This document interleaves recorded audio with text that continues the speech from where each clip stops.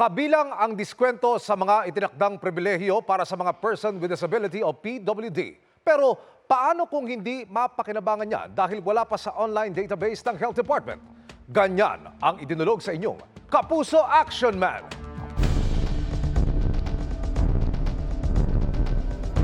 Itong ID ng anak ko na taga Valenzuela hindi tinatanggap dito sa kainan ng... So, ayan si ma'am, may pang-verify sila.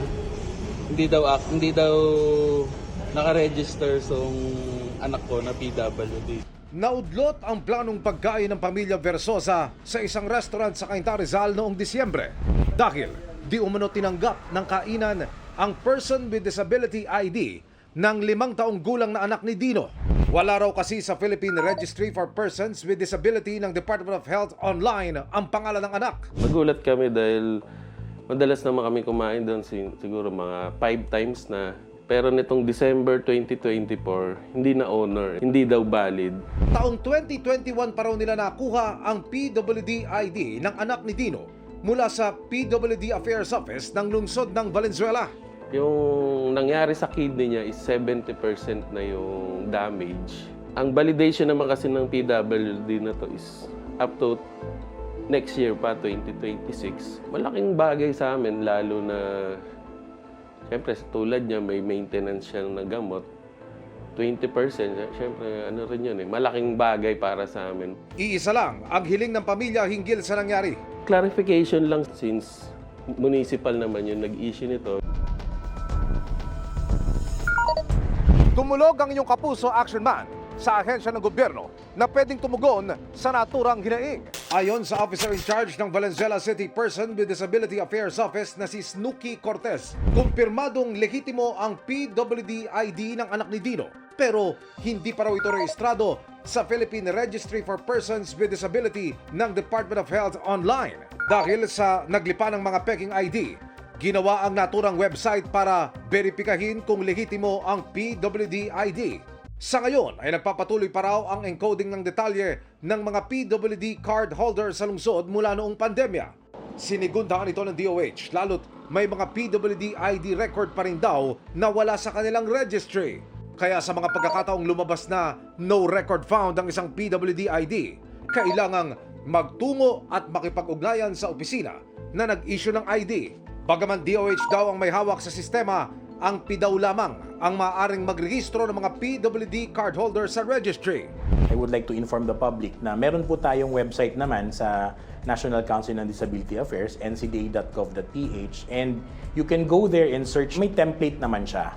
So makikita po kung ano yung dapat na nakalagay dun sa ating mga persons with disability IDs. Pag nakita nila na medyo kakaiba dun sa template na yon, so yun po yung time na pwede silang mag-verify.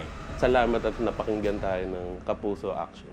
Pinuntahan namin ang kainan para makuha ang kanilang panig ayon sa branch owner at supervisor. Sinimulan nilang mag-verifika ng PWD ID online noong 1 taon para iwas peke. Ang mga PWD ID umanong wala sa DOH registry online ay pinapayuhan nilang makipag-ugnayan sa issuing office.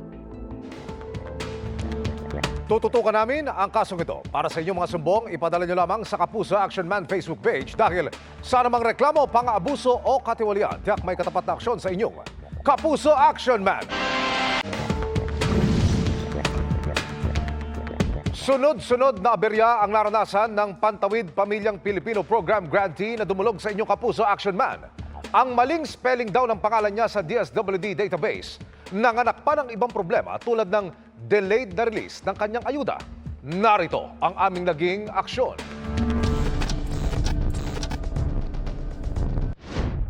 Ang nooy 10 taong gulang na si Jeneline ang kapalit na Pantawid Pamilyang Pilipino Program o 4-piece grantee nang pumanaw na ina noong 2016. Mula sa Occidental Mindoro, lumipat sa San Jose del Monte, Bulacan si Jeneline para tumira sa nakatatandang kapatid. Nakatanggap pa raw ng 25,000 pisong payout si Jeneline mula 2018 hanggang May 2020 hanggang sa natigil noong Hunyo ng parehong taon. Nung nailipat namin dito, nagkaroon po ng problema daw po sa pangalan. Name discrepancy daw po. Ayon sa DSWD City Link ng San Jose del Monte, Bulacan, may naging pagkakaiba raw sa spelling ng pangalan ni Jeneline sa kanilang database. Pinasa ko po lahat ng hinihingi nila. Pinasa ko po. Hanggang sa wala pa akong makikitang sagot. Wala pa akong makitang kaliwanagan kung ano po yung nangyari. Ngayon, sabi po nila, wait lang. Wait ka lang, antayin mo lang. Ganto, ganyan. Pinoproseso yan. Matagal yan. Ang paghihintay sa payout umabot pa sa pagtatapos o exit ni Jeneline bilang beneficiaryo ng 4Ps noong Setyembre 2023. Siya ang last monitored child sa pamilya na ngayoy 18 anyos na. Uli lang lubos na po. Sobrang hirap lang po. Kumbaga, yun lang din po inaasahan namin na makuha. Dumulog ang inyong kapuso action man sa DSWD Field Office Region 3 Central Luzon. Paliwanag nila, unang nagkaroon ng pagkakaiba sa spelling ng pangalan ni Jeneline sa cash card niya sa Mindoro na naitama Disyembre 2016. Taong 2019 naman, pinroseso at naaprubahan ang paglipat ng tirahan niya sa San Jose del Monte, Bulacan, kung saan nabigyan siya ng bagong cash card noong Abril 2022. Oktubre 2023, gumulong ang pag-follow up sa hindi makuhang payout sa kanyang account. Ilang mga dokumento ang hiningi ng ahensya at naipasa naman ni Jeneline. Agosto 2024, naaprubahan ang transfer of funds pero kamakailan lang na lamang nagkaproblema raw sa cash card ni Jeneline. Na-block daw ito at kinailangan ng PIN reset. Sa ngayon ay naisaayos na ito ng bangko. Nitong 15 ng Enero, naipasok na sa account ni Jeneline ang payout na nasa mahigit 60,000 piso. Sobrang nagpapasalamat po ako. Hindi po ako, nung time po na yun, hindi po ako nagatubaling lumapit po sa Kapuso Action Man na idulog po. At yun, ora-ora mismo po. Maraming salamat po. Natugunan po talaga. Mission accomplished tayo, mga kapuso. Para po sa inyong mga sumbong, ipadala nyo lamang sa Kapuso Action Man Facebook page. Dahil sa anumang reklamo, pang-aabuso o katiwalian, tiyak may katapat na aksyon sa inyong Kapuso Action Man.